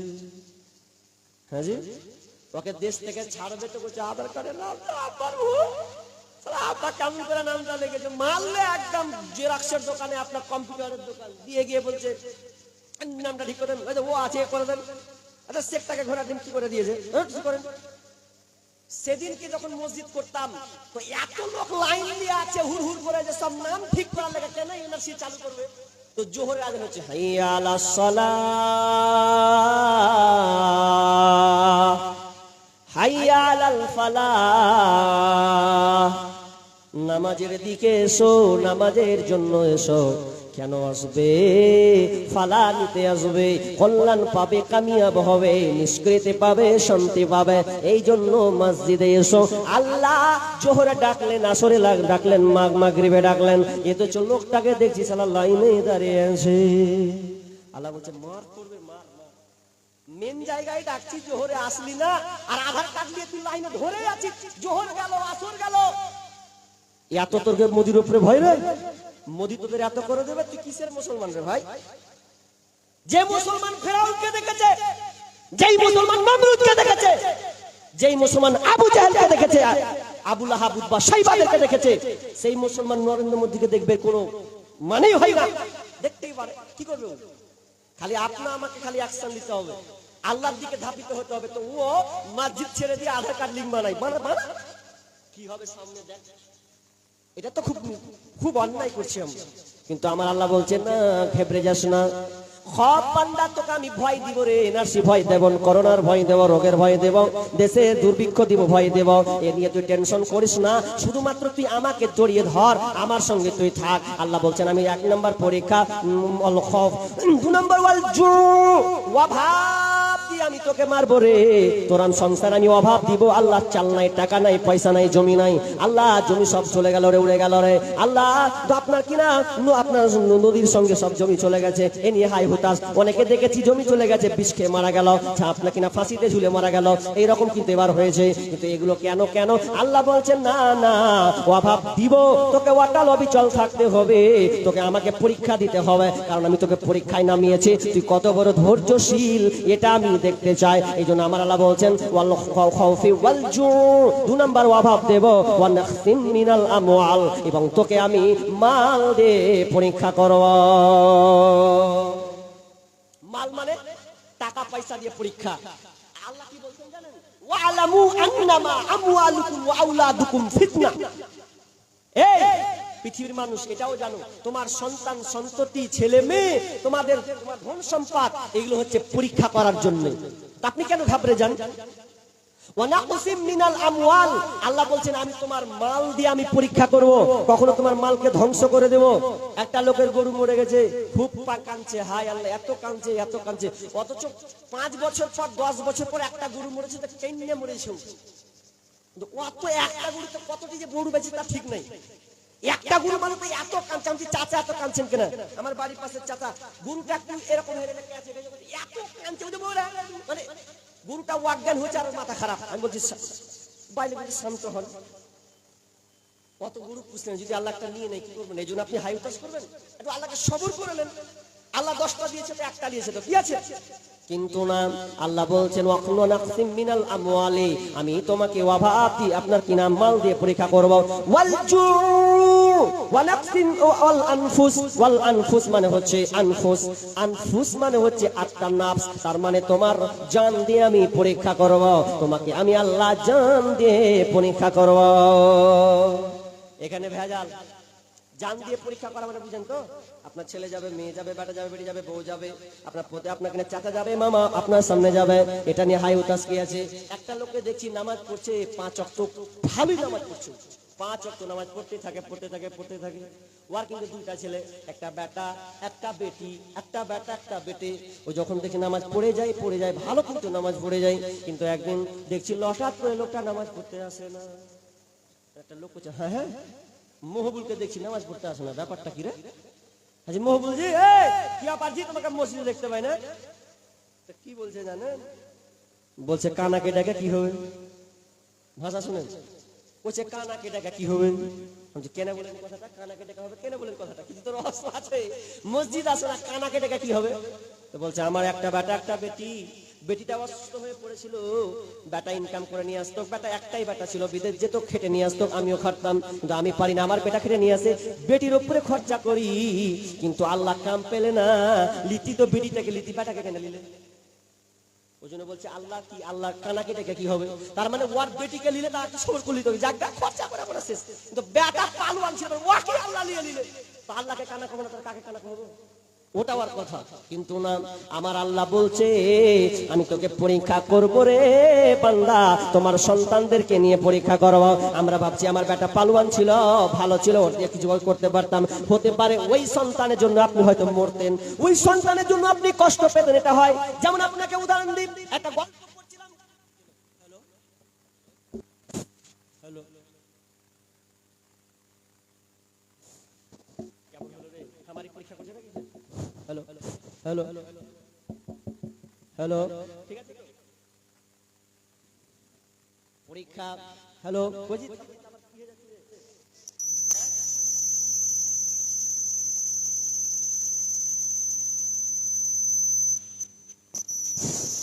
ঠিক আছে, হ্যাঁ মাইক সব কিন্তু নাচতে শুরু করে দিয়েছে, তখন থেকে নাচছে। হ্যালো, ঠিক আছে, কি বলছিলাম? যে আল্লাহ বলছেন তোমার জান দিয়ে পরীক্ষা করব। একটা উদাহরণ আমার মনে পড়ে গেল, জানেন, খুব দামি কথা, কিন্তু এটা এখানে বুঝার জ্ঞান আছে। কি একই লোক, কি হলো, শুরু করে দেবো, আর 10 মিনিট থামেন, 12টায় খাবি, 10 মিনিট থামেন। কি বললাম? যে একটা লোক খুব জ্ঞানী ছিল। কেমন জ্ঞানী জানেন? লোকটা আল্লাহ খুব প্রশংসা করতো, খুবই। তো সমুদ্র দিয়ে যাচ্ছে, যেতে যেতে যেতে যেতে এক জায়গায় তার জাহাজটা অ্যাক্সিডেন্ট হয়ে যায়। তো অ্যাক্সিডেন্ট হতে হতে পুরো কিনারায় পড়েছে, আল্লাহ কোন রকম করে বাঁচিয়ে নিয়েছে। এবার যখন বাঁচিয়ে নিয়েছে, আল্লাহ বলছে আল্লাহ তুমি আমাকে বাঁচালে। তো এমন জায়গায় মরুপ্রান্তরে পড়েছে, আপনার ফাঁকা জায়গা, চারদিকে আপনার গাছ, আর কোনো বাড়ি গাড়ি কিচ্ছু নাই, কোনো মানুষজন নাই, এমন জায়গায় আটকেছে, স্তূপে দাঁড়িয়েছে। এবার সে বলছে আল্লাহ তুমি আমাকে বাঁচাও, একদিন খেলো 2 দিন খেলো, আল্লাহ তুমি আমাকে বাঁচাও, আল্লাহ তুমি আমাকে হেফাজত করো। আল্লাহকে কিন্তু ডাকতেই থাকে, আল্লাহ তুমি আমাকে থেকে উদ্ধার করো, মানুষজন নাই, কেউ নাই। তো বেচারি কত সুন্দর করে তার জামা পোশাক যেগুলো ছিল তাবুক দিয়ে ঘেটেছে, কোন রকম করে আপনার কিনা আগের মানুষ দেখেন আগুন কিভাবে জ্বলায়, ওই রকম করে সে আগুন জ্বালাচ্ছে। তেমন সময় পানি গরম করবে কি, আপনার কিনা পানি গরম করতে গিয়ে তার আগুনে আপনার কিনা সমস্ত কিছু জ্বলে যায়। কি জ্বলে যায়? তাবু। সমস্ত তাবু যখন চলে গেছে, মন খারাপ, রাস্তায় আল্লাহকে গালি দিয়ে শুরু করে দিল, ঘোড়ার ডিমের আল্লাহ, এক তো বিপদে পড়লো, আর একটা আমার গেল কি, যে আমার তাবুটা পর্যন্ত নিয়ে নিলেন, কেমন করে থাকবো? আল্লাহ কি আর কোনো খোঁজ নাই, খালি আমাকে খালি পরীক্ষা করছে। এ করতে করতে করতে এটা কদিন হলো, তো 3-4 দিন পরে এটা জ্বলছে। যেদিনকে আগুন লেগে যায় সেদিনকে মাথা ঠুকছে, আল্লাহ কি করলাম। এমন সময় আপনার কিনা ঘুমিয়ে গেছে, ঘুম গিয়েছে, কোনো কাজ নাই, মনটা খুব খারাপ, এতটা তার মন খারাপ, ঘুমিয়ে গেছে। যেমনই ঘুমিয়ে যাওয়া, আগুনটা যে দাও জ্বলেছে, আপনার ধোঁয়া উঠছে। দেখবেন অনেক বন্দরে কিন্তু চলে, ধোঁয়া দেখলে কিন্তু ওরা বুঝতে পারে যে কোথায় কি হচ্ছে। অন্য একটা জাহাজ এসে দেখছে, আরে ওই পুরু দ্বীপে কেন আগুন জ্বলছে, ওখানে তো মানুষ নাই, আগুন কেন জ্বলছে, কিছুটা একটা গন্ডগোল আছে, চল তো দেখি গে। যখন আপনার জাহাজটার সামনে দিয়ে দেখছে, তখন হাঁক মারছে, এই কে আছো, কে কে কে? যেমন আওয়াজটা পেয়েছে, ওরে সুবহানাল্লাহ, তোমরাদেরকে কে খবর দিলে? ফোন নাই, কিছু নাই, তোমরা কেমন করে আমার খোঁজ পেলে যে আমি একা এখানে নীরবে রয়েছি, অভাবে পড়েছি? তখন জিজ্ঞাসা করা হলো, তোমার আগুনকার ধোঁয়া দেখে আমরা জানতে পেরেছি তুমি এখানে আসো। যেমনই বলা, ওই লোকটা সঙ্গে সঙ্গে সেজদা দিল, আল্লাহ আমি গালি দিয়ে ভুল করলাম, আমি তোমাকে এখনো বুঝতে পারিনি, চিনতে পারিনি, মাবুদ রে তুমি আমার তাবুকে জ্বলিয়েছো আমাকে বাঁচানোর জন্য, আমি সেটা বুঝতে পারি না। আমার আল্লাহ বলছে আমি তোমার জান দিয়ে পরীক্ষা করব। জান নিয়ে আপনার কেমন, জান নিয়ে পরীক্ষা আপনি কেমন করছেন? কি অসহায় আপনি আসছেন। উরওয়া বিন জুবায়ের এই উরওয়া বিন জুবায়ের তিনি একজন তাবেঈ ছিলেন, কেউ বলছেন সাহাবী, আসলে দেখলাম তাবেঈ। আপনার কিনা উরওয়া বিন জুবায়ের তিনি আপনার কিনা একটা রাজার সঙ্গে দেখা করতে যাচ্ছেন। দেখা করতে গিয়ে বন্ধুরে আমার কত তার কষ্ট দেখেন। সুন্দর একটা সন্তান ছিল, ওই সন্তানকে নিয়ে রাজার সঙ্গে দেখা করতে গেলেন। রাজাকে দেখা করতে যাওয়ার সময় তার ছেলে ঘোড়া পিষ্ট হয়ে মারা গেল। সুন্দর ফুটফুটে সন্তান, মনে তার কষ্ট হলো, দুঃখ হলো, ইন্না লিল্লাহি ওয়া ইন্না ইলাইহি রাজিউন সে বলল। কিন্তু বন্ধুরে এই তো হলো একটা বিপদ, সন্তানকে দাফন করে দিল। এমন সময় সন্তানকে দাফন করে দেওয়ার পর হঠাৎ করে রাতের বেলায় উরওয়া বিন জুবায়ের একটা পা কবরে ঢুকে গেল। আর যেমনই আপনার পুরানা কবরে ঢুকে যাওয়া, পাটা তার ক্ষত বিক্ষত হয়ে গেল, এক কথায় পাটা সম্পূর্ণ ভেঙে গেল। একটা সন্তানকে রেখে এলো জি, তার মধ্যে আবার পা ভাঙলো, কত কষ্ট, পা ভাঙলো। এবার পা যে ভাঙলো, এখনকার বর্তমানে চিকিৎসা অনেক উন্নত, তাই তো? উন্নত না, আপনি যান, আপনার অপারেশন করে আপনাকে সুন্দর করে সার্জারি করে একদম ঠিক করে দিবে। কিন্তু তখনকার যুগে তো এত কাটা ছিঁড়া ছিল না, কি করবে?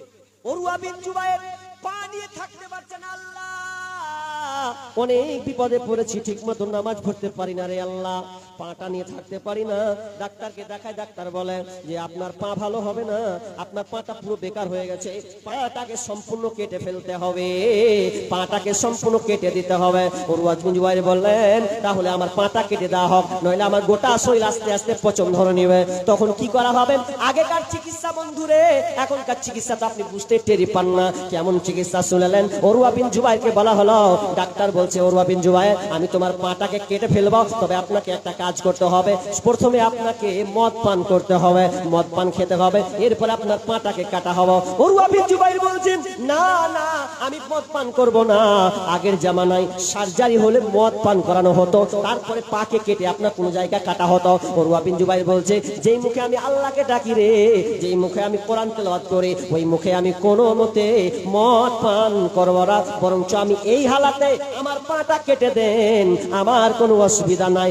দেখেন তো একটা জিন্দা পা যদি কাটে কত ক্ষত বিক্ষত আপনার কিনা। করাত দিয়ে যখনই কেটেছে, ধন্য করাত দিয়ে যখনই কাটা শুরু হয়েছে, উরওয়া বিন জুবায়ের এমন করে কাটা শুরু করেছেন, ইন্না লিল্লাহ করে চোখের পানি ঝরছে, পা সম্পূর্ণ বাদ হয়ে গেছে। এটা তো পা বাদ গেল। শুধু তাই নয় বন্ধুরে, পা তো বাদ দিয়ে দিয়েছে, কত কষ্ট। এবার পাটাকে আপনার গরম তেল দিয়ে ডুবানো হবে, কারণ যদি পা না ডুবানো হয় গরম তেলে, তাহলে রগগুলো মোচড়াবে না, রক্ত প্রবাহিত হতেই থাকবে। এই জন্য পাকে কাটা হলো। পা কাটার পর বললেন আপনাকে এবার চলো আপনার কিনা গরম ফুটফুটে তেলে আপনার পাকে ডুবানো হবে। যে ডুবান, যখনই ডুবানো হলো বন্ধুরে, যেমন জিন্দা পাকে ডুবানো হলো, ছটছট করতে করতে করতে অজ্ঞান হয়ে গেছে, হুঁশ তার ফেলেনি। আপনার কি নাম? আচ্ছা, আপনার কি নাম? এই একটা পত্রিকা পড়ছিলাম, আত-তাহরিক পত্রিকা, ওই পত্রিকাতে বলছেন উরওয়া বিন জুবায়ের যেদিনকে পা কাটানো হয় সেদিনকে আপনার সম্পূর্ণ অজ্ঞান বেহুশ হয়ে গেছে, সেদিনকে তিনি মাত্র ফজরের নামাজ পড়তে পাননি। শুধুমাত্র ওই অজ্ঞান হওয়াতে তার ফজরের নামাজ ছুটেছিল, শুধুমাত্র এক ওয়াক্ত ফজরের নামাজ। আর আমার আপনার এতটা সুস্থতা, এতটা ভালো থাকার পরেও, এতটা কাজ করার পরেও, সবল থাকার পরেও আমরা নামাজকে ছেড়ে দিচ্ছি। উরওয়া বিন জুবায়ের এত চলছেন, যান চলে যায়, এরপরও নামাজ ছাড়ছেন না। শুধু অজ্ঞান হওয়ার কারণে এক ওয়াক্ত নামাজ ছেড়েছেন, সেটা হচ্ছে ফজরের সালাত। তার কত ধৈর্য দেখেন তো। আর আমাদের ধৈর্য কোথায়? তো আমার আল্লাহ তাই বলছেন যে তোমরা ধৈর্য ধারণ করো, আর ওয়াল আনফুসি ওয়াস সামারাত, এবং তোমার গাছ ফলাদি দিয়ে, আমি ফল ফ্রুট দিয়ে, তোমার বাগানকে দিয়ে আমি আল্লাহ পরীক্ষা করব। যদি এই পাঁচটার উপরে তুমি ধৈর্য রাখতে পারো, আল্লাহ বলছেন ওয়াবাসসিরিস সাবিরিন, ধৈর্যশীলদের জন্য রয়েছে সুসংবাদ। আল্লাযীনা ইযা আসাবাতুহুম মিন মুসিবা, যখন বান্দা এই মুসিবতে পড়ে, যখন এই মুসিবতে থাকবে, আর একটা কথা কি বলবে? ক্বালু ইন্না লিল্লাহি ওয়া ইন্না ইলাইহি রাজিউন। যখন এই বান্দা বলবে, যখনই কোনো বিপদে পড়বে, সঙ্গে সঙ্গে এই দোয়াটা বারবার বলবে। দুই বারবার এই কথাটা বলে, আল্লাহ বলছেন তার জন্য রয়েছে 2 ঘন্টা সুসংবাদ। ওটা শেষে বলছি, তবে পেন্ডিং 15 মিনিট আর আছে, 15 মিনিট এই 15 মিনিটে কিছু কথা আমি বলতে চাচ্ছি। আপনারা দান দিয়েছেন, আল্লাহ তো বললেন জান মাল টাকা পয়সা যত আছে এগুলো সব পরীক্ষা করার জন্য, কেউ কিছু নিয়ে যাবে না, সব দুনিয়ায় থেকে যাবে। আল্লাহ বলছে কেবল আমি তোমাকে পরীক্ষা করার জন্য করছি। একজন ডাক্তার আছেন বাংলাদেশের, বিজ্ঞ একজন ডাক্তার, সেই ডাক্তার এত কোটি টাকা ইনকাম করে, এরপরে ওকে প্রশ্ন করা হয় আপনার বিলাসবহুলতা থাকতে পারে, আপনি তো অনেক আয়েশ আরামে করতে পারেন, বলছেন না এটা আমি করতে পারি না, কারণ আল্লাহ আমাকে যতটুকু প্রয়োজন দিয়েছেন অতটুকু করব, বাকি আল্লাহ যেগুলো টাকা দিচ্ছে সব আমি সব আল্লাহ রাস্তায় দান করে দেব। ওই লোকটা এখনো বেঁচে আছে, বাংলাদেশের একজন ডাক্তার, নামটা মনে পড়ছে না। তাকে যখন সাংবাদিকের সামনে বলা হলো আপনার তো অনেক টাকা পয়সা, আপনি ব্যয় করতে পারেন, খরচ করতে পারেন, বিলাসিতা নিয়ে ডুবে দিতে পারেন, বলছে ওটা আল্লাহ আমাকে পরীক্ষা করার জন্য দিয়েছে, আমার যতটুকু প্রয়োজন ততটুকু আমি নিচ্ছি, বাকি আমি আল্লাহ রাস্তায় সব দিয়ে দিচ্ছি। এইরকম লোক কটা আছে, এরকম ডাক্তার কটা আছে পৃথিবীতে? নাই। আপনাকে যতই আমি বুঝাই, এরপর আপনি দুনিয়ার বিলাসিতায় আছেন, তখন আল্লাহর বান্দা আছেন, বলেন আল্লাহর রাস্তে একটা লোক অন্তত শেষ মুহূর্তে, আমি জানি আগের বক্তা ভাই হুমায়ুন কবিরকে অনেক কিছু দিয়ে দিয়েছেন, সব ডিসিবি দিয়ে টেনে নিয়েছেন, যদি কিছু খুঁটখুড়ি করে থাকে তো ওটিকে গোছাবো আমি, লাস্টে মানুষ কোদল ফোদলকে ছেঁচে বের করে না, তো ওটি যদি হয় তার চেষ্টা করছি, বের করছি। তো কথা হলো একটা লোক অন্তত 5,000 টাকা দিবেন, এরকম যারা বসে আছেন গন্ডিতে, একটা লোক 5,000 মসজিদ, আমি চাইছি আপনার জন্য, আমার জন্য না। আপনি কবরে যাবেন, এটা আপনার নেকি থাকবে, এটা আপনার সম্পূর্ণ আপনার আওতায় থাকবে। দেখেন সন্তানের জন্য করেন, পাশাপাশি আপনি নিজের ইচ্ছায় প্রকৃত চালাক ওই যে নিজের জন্য করে গেল, মরে যাওয়ার পরে যদি ছেলেরা আবার জিন্দেগি উড়ায় তাহলে তো হবে না। একটা লোক 5,000 টাকা হবে না, এটা কি বলছিলেন? এটা আমার আগে উঠেছে না পরে আমার সাথে উঠেছে? মাশাআল্লাহ। মেয়েদের প্যান্ডেল বা মেয়ে মহল থেকে কতটি? 10,340 টাকা মেয়ে মহল থেকে হয়েছে, তার মানে মেয়েরা মোটামুটি আছে মাশাআল্লাহ। হায়াকাল্লাহ বারাকাল্লাহ, আল্লাহুম্মা সাল্লি আলাইহি আল্লাহুম্মা বারিক আলাইহি, রব্বুল আলামিন দানকে কবুল করে নাও, যে উদ্দেশ্যে দিয়েছেন আল্লাহ দান করুন। মানুয়ারা 1,000 তো 10,000 কইলেন যে দিবে মেয়ে, আর বুঝেন তো 1,000 টাকা দিয়েছেন। আল্লাহুম্মা সাল্লি আলা আল্লাহুম্মা বারিক আলাইহি, হায়াকাল্লাহ বারাকাল্লাহ, রব্বুল আলামিন যে উদ্দেশ্যে দিয়েছেন আল্লাহ দানকে কবুল করে নাও, রব্বুল আলামিন। মাশাআল্লাহ, এরা হচ্ছে বুদ্ধিমানের কাজ। তো যে মারা গিয়েছেন তার এটা না, উনি দিতে বলেছেন। মেয়ে থেকে রব্বুল আলামিন আল্লাহ তোমার কাছে জমা আছে, মাবুদ রে কি হালাতে আছে জানি না, আল্লাহ তোমার কাছে জমা আছে, আমরা কিছু খবর রাখতে পারি না, কিন্তু মাবুদ রে কত চালাকি কাজ করেছে দেখাও, তোমার বান্দি এই যে হাতের বালা খুলে গেছে, মসজিদে এসে ঢুকেছে, তার মানে তোমার মসজিদ আবাদ হবে বলে, আল্লাহ তুমি এই দানের বিনিময়ে আল্লাহ তুমি আল্লাহ ওই মাটাকে বোনটাকে আল্লাহ তুমি ক্ষমা করে দাও রব্বুল আলামিন। যদি কোনো আযাবে পতিত থাকে আল্লাহ তুমি আযাব থেকে মুক্তি দাও, আল্লাহ অন্ধকার কবরকে আলো করে দাও, জ্যোতি বাড়িয়ে দাও, কবরকে প্রশস্ত করে দাও, জান্নাতি বিছানা বিছিয়ে দাও, আমিন সুম্মা আমিন। আর একজন মেয়ে মহল থেকে, এটা তো বাচ্চাদের দিয়েছে হাতের বালা, আল্লাহুম্মা সাল্লি আলাইহি আল্লাহুম্মা বারাকাল্লাহ, আল্লাহ দানকে কবুল করে নাও, যে উদ্দেশ্যে দিয়েছে আল্লাহ দানকে তুমি পূরণ করো, হায়াম আল্লাহ রুজি করে বরকত দাও, বালা মুসিবত দূর করে দাও। আরেকজন বিনামিতে 200 টাকা দিয়েছেন, আল্লাহ তুমি দানকে কবুল করে নাও, আমিন সুম্মা আমিন। গোরস্থানের একটু মাটি বাইনা করে রাখ রে, গোরস্থানের একটু মাটি বাইনা করে রাখ। সরসার আব্দুল গফুর, উনি কি কেন ডাকবো? ও দান দিবে, কমিটি আছে নাকি? কি নাম? আব্দুল গফুর সাহেব। ভাই আপনি যেখানে আছেন একটু দেখা করেন তো ভাই, বক্তা চলেছে, আর বলবো 10 মিনিট আছি, বলেন আল্লাহর রাস্তে আব্দুল গফুর ভাই কোথায় আছেন দেখা করেন। আর আপনাদের কমিটিগুলো সবাই দিয়ে দিয়েছেন? হ্যাঁ, ভুল করবেন না, সব কিছু বলেন না গো। হ্যাঁ, আপনার কমিটিগুলো দিয়ে দিয়েছে? কেউ দিয়েছে? সবাই দিয়ে দিয়েছে? আপনারা তো ভয় করছেন, করছে, তাড়াতাড়ি করে বলেন না, বাকি আছে নাকি? মনে হয় বাকি আছে। দেখেন ভাই, আপনারা দায়িত্ব আছেন, তাদের তো হাত বাড়তে হবে ভাই, হাত তো তাদের আগে বাড়াতে হবে নাকি? গোরস্থানে একটু মাটি বাইনা করে রাখ রে, গোরস্থানের একটু মাটি বাইনা করে রাখ, যেই মাটিতে থাকতে হবে, যেই মাটিতে শুইতে হবে সারা নিশিরাত, গোরস্থানের একটু মাটি বাইনা করে রাখ রে, গোরস্থানের একটু মাটি বাইনা করে রাখ। দাদা গেল, নানি গেল, দাদা গেল, দাদি গেল, পাড়া পড়শি কত গেল, আমার যাওয়ার দিন আসিবে, আমার যাওয়ার দিন আসিবে বেশি দূরে নয়, গোরস্থানের একটু মাটি বাইনা করে রাখ রে, গোরস্থানের একটু মাটি বাইনা করে রাখ, যেই মাটিতে থাকতে হবে, যেই মাটিতে শুইতে হবে সারা নিশিরাত, গোরস্থানের একটু মাটি বাইনা করে রাখ রে, গোরস্থানের একটু মাটি বাইনা করে রাখ। ভাই বলেন হাবিবুর রহমান আল্লাহ কইছি ভাই ছেড়ে উদ্ধার করেন আমাকে, 5 মিনিটের মধ্যে আমাকে উদ্ধার করেন। আল্লাহ রাস্তায় আছেন ভাই, যেখানে থাকেন।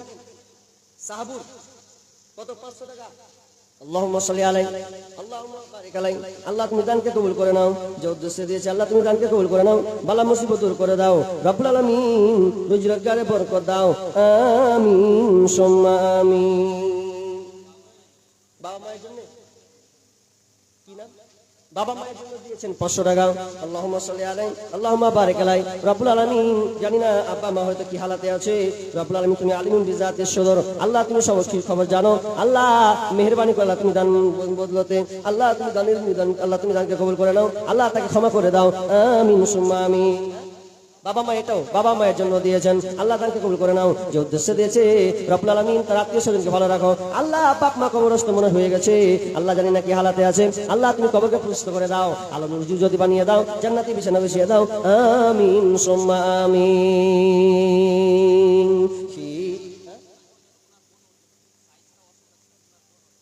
ও তোটা কি হয়? ও একটা বোন আর একটা বোনের জন্য দিয়েছেন। আল্লাহ বোনে কত মহাব্বত, বোনকে কত ভালোবাসেন আল্লাহ। এটা সবাই, বোন অসুস্থ থাকলে, ভাই অসুস্থ থাকলে কেউ আপনার কিনা শান্তিতে থাকে না। রব্বুল আলামিন বোনের জন্য 500 টাকা দিয়েছেন। আল্লাহ আল্লাহ বোনটা অসুস্থ আছে, আল্লাহ তুমি ডাক্তার বড় সার্জেনে সার্জন, আল্লাহ তুমি তার রোগকে তুমি দূর করে দাও। আজিবিল বাস রব্বান নাস ওয়াসফিয়ান কাসাফিলা সিফা ইল্লা সিফাউকা সিফা আল্লাহ ইগাদুর শাকামা। আরেকজন দিয়েছেন 500 টাকা, আল্লাহ তাকে তুমি কবুল করে নাও, আমিন সুম্মা আমিন। খিদমত মা বাবার করো খিদমত। মতিউর রহমান 4 বড়া সিমেন্ট। ভাই আপনারা যারা আছেন শুনেন, এরা তো বসে আছে, দিবে না? এই একটা চাদর ফাদর আছে কি? আচ্ছা দেন তো, 5-10 টাকা যারা আছে ওরা দিবেন ইনশাআল্লাহ। জানতো গো, এই দিন জান না গো, তাড়াতাড়ি দেন। যারা বসে আছে 5 টাকা 10 টাকা দেন ইনশাআল্লাহ দিবে। দেখেন, খিদমত মা বাবার করো খিদমত মা বাবার, বুঝেছে মা কি জিনিস,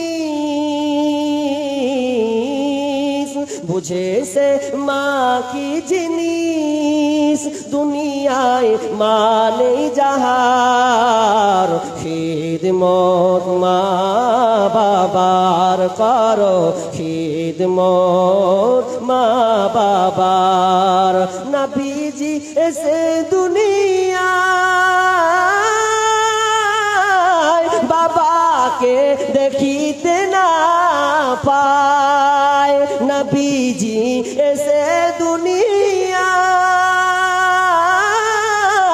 বাবাকে দেখিতে না পায়।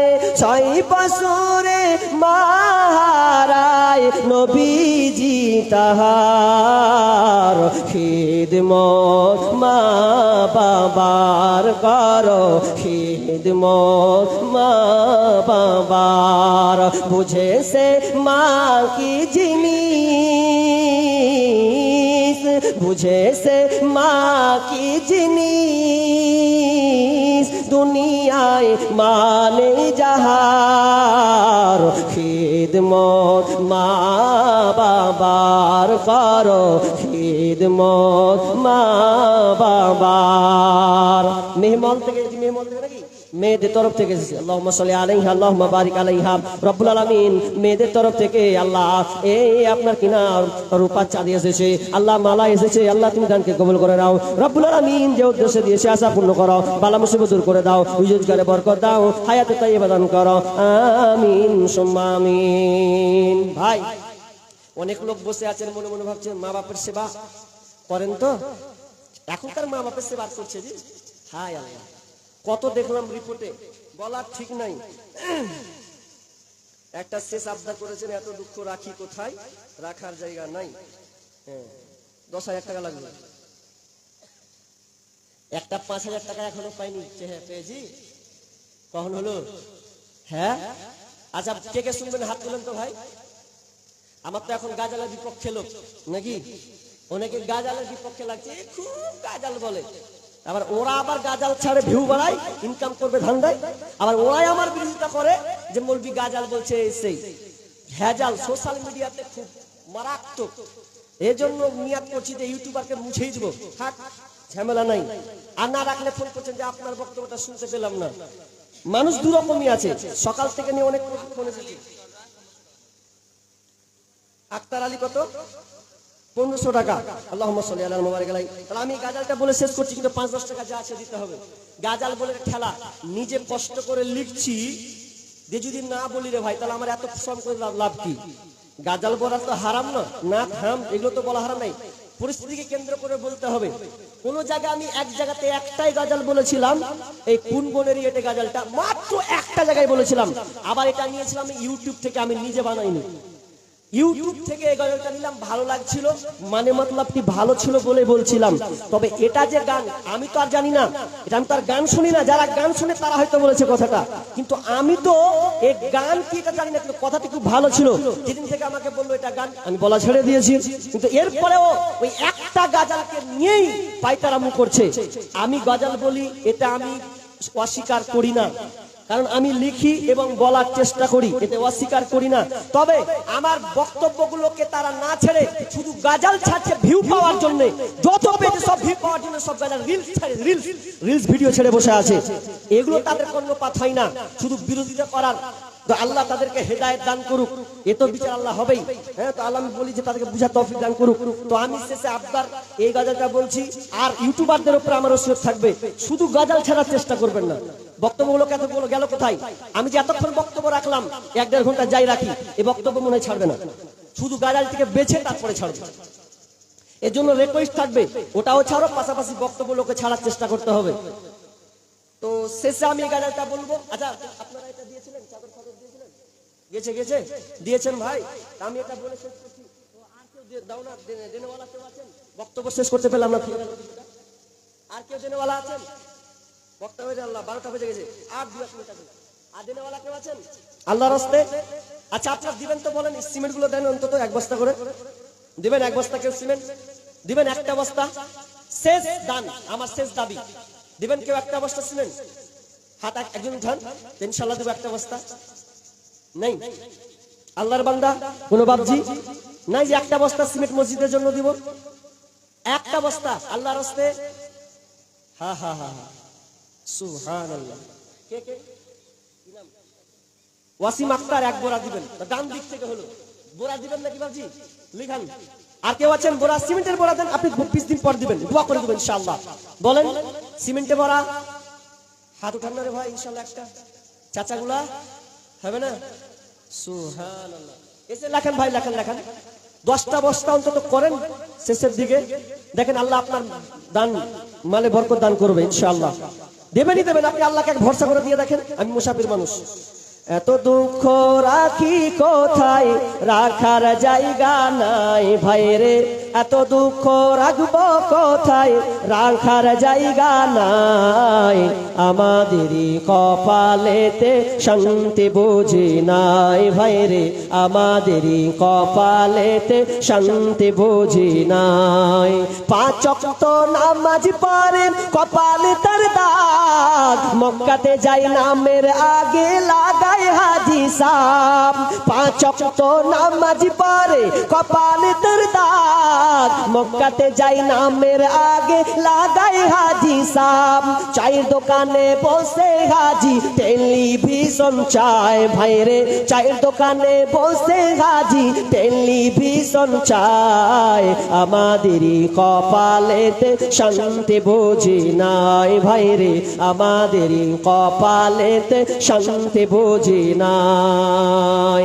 সুদে ঘুষে জীবন কাটে করে দুর্নীতি, এমন লোক হয় যদি মসজিদের সভাপতি। সুদে ঘুষে জীবন কাটে করে দুর্নীতি, এমন লোক হয় যদি মাদ্রাসার সভাপতি। ভাইরে উচিত কথা বলতে গেলে মৌলবীর চাকরি নাই ভাইরে, হক কথা বলতে গেলে মোল্লার চাকরি নাই। আমাদেরই কপালেতে শান্তি বুঝি নাই ভাইরে, আমাদেরই কপালেতে শান্তি বুঝি নাই। এত দুঃখ রাখি কোথায়, রাখার জায়গা নাই ভাইরে, এত দুঃখ রাখবো কোথায়, রাখার জায়গা নাই। আমাদেরই কপালেতে শান্তি বুঝি নাই ভাইরে, আমাদেরই কপালেতে শান্তি বুঝি নাই। সমাজেতে অসঙ্গতি বলবো কতবার, গায়ের জোরে বিচারপতি ঘুষেরই কারবার। সমাজেতে অসঙ্গতি বলবো কতবার, গায়ের জোরে বিচারপতি ঘুষেরই কারবার। ভাইরে টাকার লাগি গরিব দুঃখী বিচার নাহি পায় ভাইরে, টাকার লাগি গরিব দুঃখী বিচার নাহি পায়। আমাদেরই কপালেতে শান্তি বুঝি নাই ভাইরে, আমাদেরই কপালেতে শান্তি বুঝি নাই। বড় ছোট নাই ভেদাভেদ, কোথায় মান সম্মান, বাপের সমান মুরব্বিকে করছি অপমান। বড় ছোট নাই ভেদাভেদ, কোথায় মান সম্মান, বাপের সমান মুরব্বিকে করছি অপমান। ভাইরে 8 বছরের ছেলে যদি ডাইরেক্ট বেরি খায় ভাইরে, 10 বছরের ছেলে যদি সামনে বিমল খায়। আমাদেরই কপালেতে শান্তি বুঝি নাই ভাইরে, আমাদেরই কপালেতে শান্তি বুঝি নাই। এত দুঃখ রাখি কোথায়, রাখার জায়গা, এত দুঃখ রাখবো কোথায়, রাখার জায়গা নাই। আমাদেরই কপালেতে শান্তি বুঝি নাই ভাইরে, আমাদেরই কপালেতে শান্তি